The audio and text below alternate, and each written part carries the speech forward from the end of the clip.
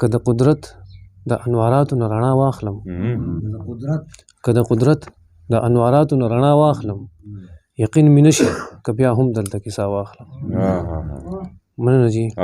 که د قدرت د انواراتو نه رڼا واخلم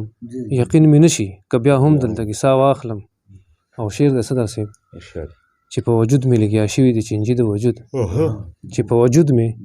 لګیا شوي دي چینجي د وجود زه اوس حیران یم چې هزار واخلم د چا واخلم مننه جی چې په وجود مې لګیا شوي دي چینجي د وجود زه اوس حیران یم چې هزار واخلم د چا واخلم مننه جی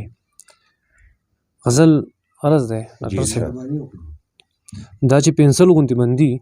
فرکار کې ژوند کومه دا چې پنسل غوندې بندي فرکار کې ژوند کومه دا فایجو به بیا زه په ښار کې ژوند کوم مننه جی او زه په مارغه کې او په ځان کې فرق نه محسوسوم سواتي صاحب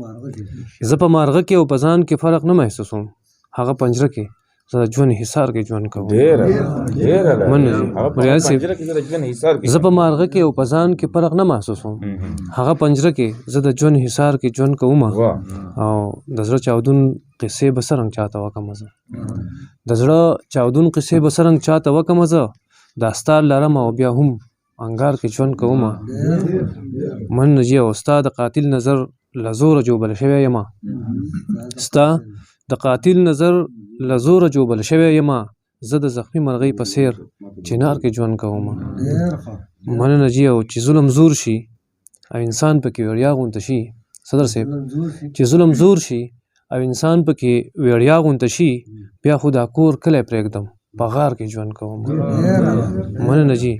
چې ظلم زور شي او انسان پکې وړیا غونته شي بیا خو دا کور کلی پرېږدم په غار کې ژوند کوم او څه به د ژوند د لذتونو مزې واخلم زه څه به د ژوند د لذتونو مزې واخلم زه دا چې قیدي لکه د بل اختیار کې ژوند کوم مننه جی بریالي صاحب آخري شعر دی چې د راز خبرې به معصومه دلته څنګه وکړم د راز خبرې به معصومه دلته څنګه وکړم د ستنې سوم یم راګیر په تار کې ژوند کوم مننه جی